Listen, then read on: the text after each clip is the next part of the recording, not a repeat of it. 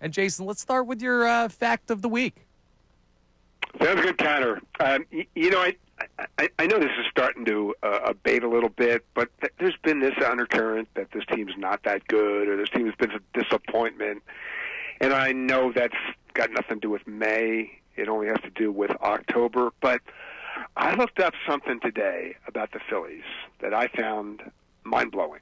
But I think it also tells us that, at the very least, you could do worse things with your life as a fan than enjoying the ride by this team over the last few years. So here's a stat if you're ready. Simple question, Connor. What team has the best record in the National League right now after 48 games? That would be the Philadelphia Phillies. That would be correct.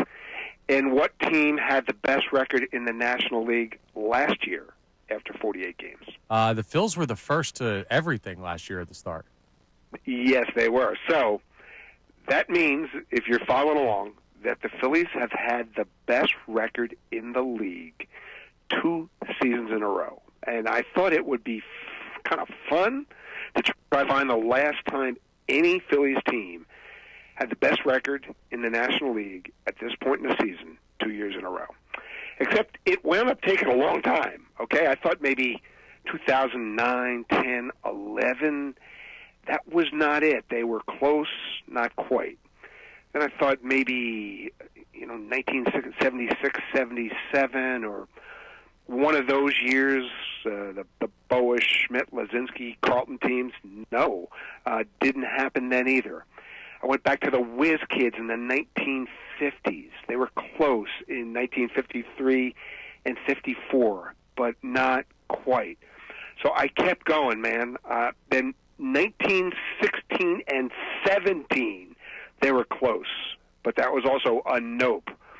So I got all the way back to 1901, which was as far back as I could easily check.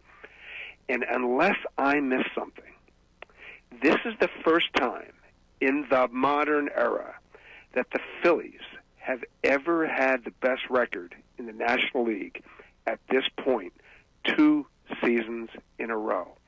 So what do you think, boys? Does that amaze you as much as me? Yeah, that's pretty impressive. We will take it. I know a lot of people, and I'm not going to lie to you, Jayson, about this. I think a lot of this fan base are waiting for that championship because of all the guys that they've signed. Do you understand what I'm saying? Yeah, couldn't agree more. Yeah, I think they're definitely waiting. Well, they did have some damage control this week.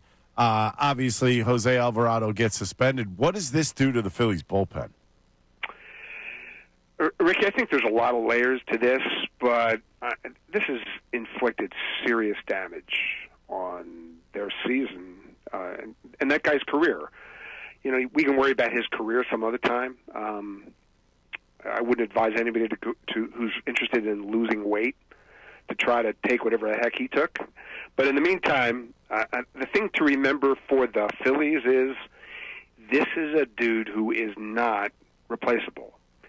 If we're going to make a list of all the left-handed relievers on the planet who throw as hard as Jose Alvarado, there's one name on the list, Aroldis Chapman, and I don't think you'll ever see him pitching here. So what does it mean? They'll trade for somebody in July. We know that. But if you take a look at all the terrible teams in baseball right now, and tell me that you see a guy who walks out of those bullpens and you know the game is over.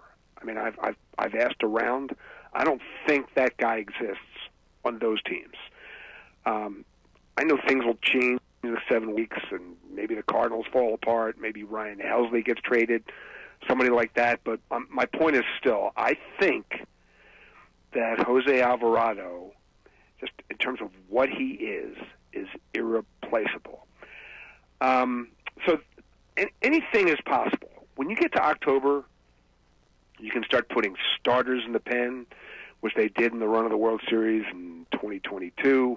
I think you'll see them cycle some minor league arms through here. You never know what starters in the minor leagues they could try and relieve. I don't know that the season is over, but This is trouble. The only good news is I asked one of the Phillies guys about this week, and he said it's a good part of the schedule for this to happen, which is true. They've got 3 games in the next month against teams that currently have a winning record, and they're just thrashing those bad teams right now. They absolutely are. And we're talking to Hall of Fame baseball writer Jayson Stark on the Comcast Business Hotline. Now, thrashing has gone to another level the past 2 games. Back-to-back 17-hit nights, first time since 2007.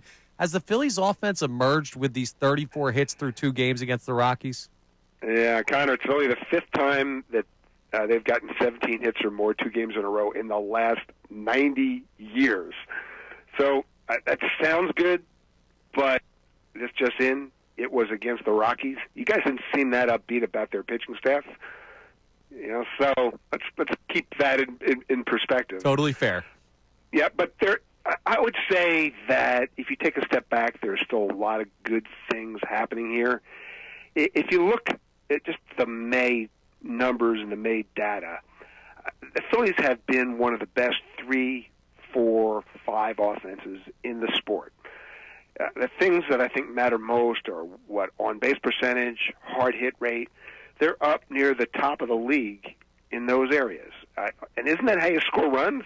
You put more runners on base than the teams you're playing and hit the ball harder every night than the teams you're playing. That usually works well. Alec Bohm, Trey Turner, Bryce are all hitting .330 or better this month. Brandon Marsh is hitting .389 since he came back. Kyle Schwarber is, he's like Babe Ruth. And one more thing, this might be the best they've run the bases in years. They've taken more extra bases than any team in the league.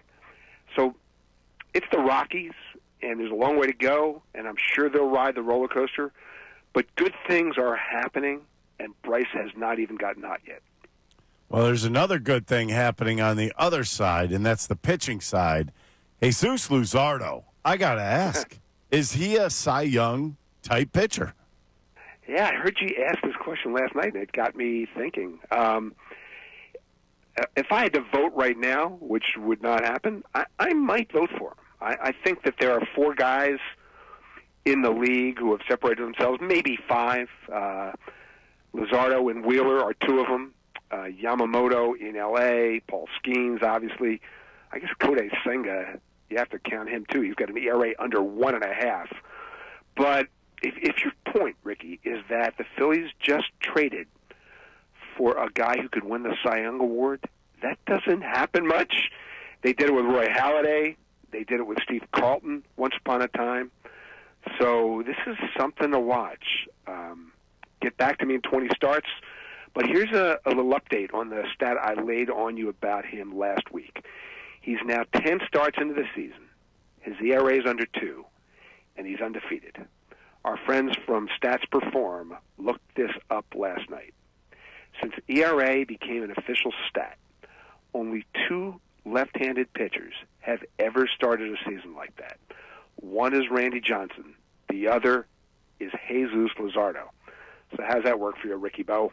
That's pretty impressive. Pretty impressive. I love what he's doing right now. And quite frankly, in my opinion, I don't think he had his best stuff last night.